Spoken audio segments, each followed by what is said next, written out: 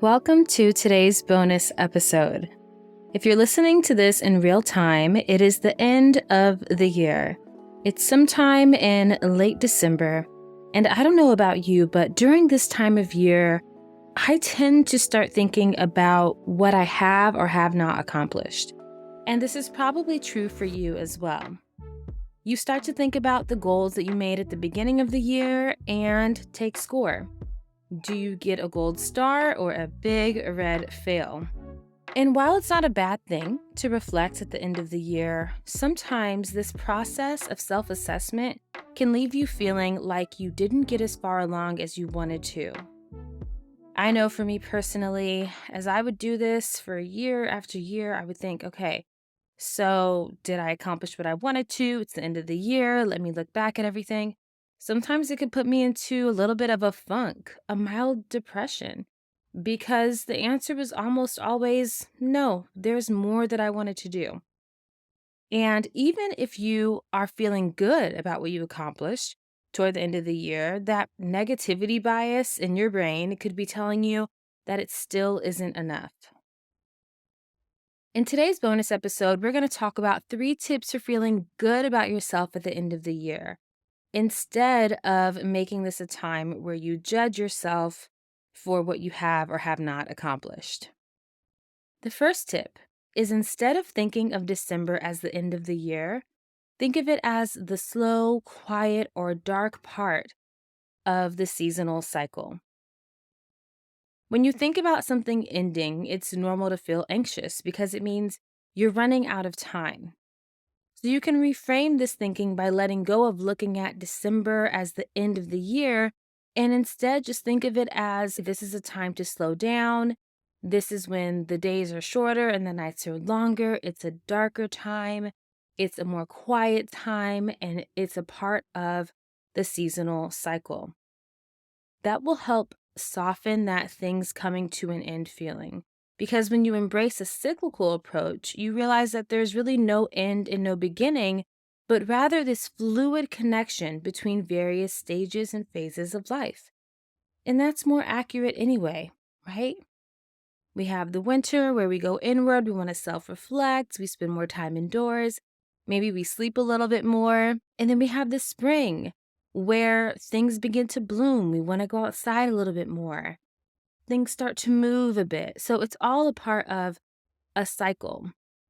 And so letting go of thinking of winter, or specifically the month of December, as the end of the year can really soften that feeling, and it can help you to feel better about wherever you may find yourself during this time. The second tip is to go inward and reflect on how far you've come. So instead of making a ledger of successes and failures since the year began, I invite you to focus only on how far you've come. Focus only on your growth. This isn't about ignoring reality, but it is about intentionally choosing where to put your focus. What you focus on, you're going to get more of. So if you focus on lack, what you weren't able to accomplish, you're going to feel a lot more lack. But if you focus on your personal growth and how far you've come, your brain will continue to give you more and more examples of that. And we're talking about feeling good about yourself at the end of the year. So that's why I want you to let yourself do this. Let yourself reflect on how far you've come without feeling like you need to balance that with what you also did not do. Again, this is not about ignoring reality, but we want to be intentional with the choices that we make and the thoughts that we choose. So here are some reflection questions for you. What's a situation that you handled differently this year than you would have in the past? Think back to maybe a difficult conversation that you had. Think back to a moment where you stood up for yourself, where in the past you may have not said anything. Is there a boundary that you set and you were able to hold and keep this year that would have been really difficult for you in the years previous? That's the kind of thing that I want you to think about.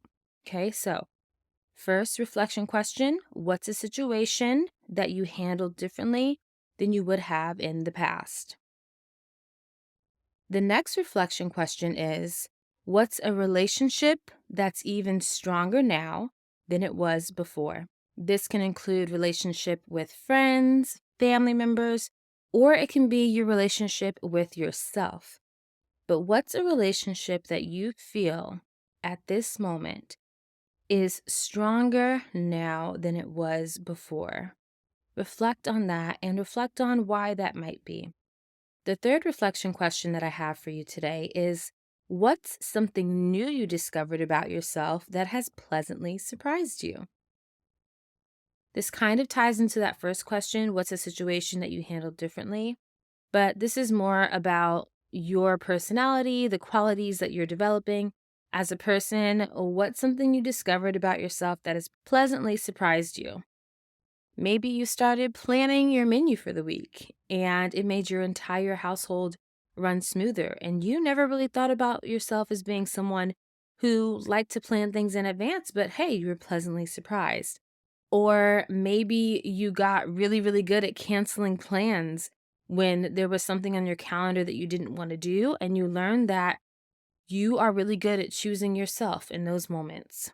Think of some example where you discovered something about yourself that pleasantly surprised you. Hopefully, those three reflection questions will support you with the second tip for feeling good about yourself at the end of the year, which is intentionally spending some time focusing on how far you've come.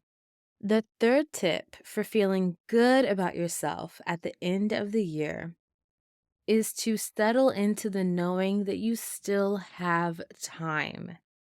This is one of my favorite concepts to teach to my coaching clients. And inside of my program, Prioritize and Thrive, we call this cultivating a flexible long term view. I talk more about cultivating a flexible long term view in episode 27. So if you want more on this, please check our show notes or go back to episode 27 and take a listen. But in a nutshell, creating a flexible long term view means that you are more interested in how things come together organically over a longer period of time than you are in everything happening now. It takes some practice, but embracing this way of thinking can open up an entirely new world of possibility when it comes to how you think about the time you have to accomplish your goals, your visions, your dreams.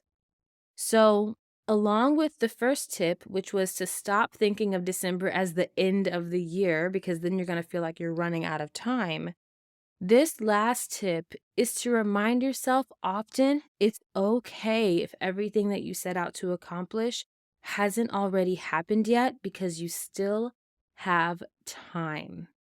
And in fact, what if the more time you give something to organically unfold, the better the outcome is anyway?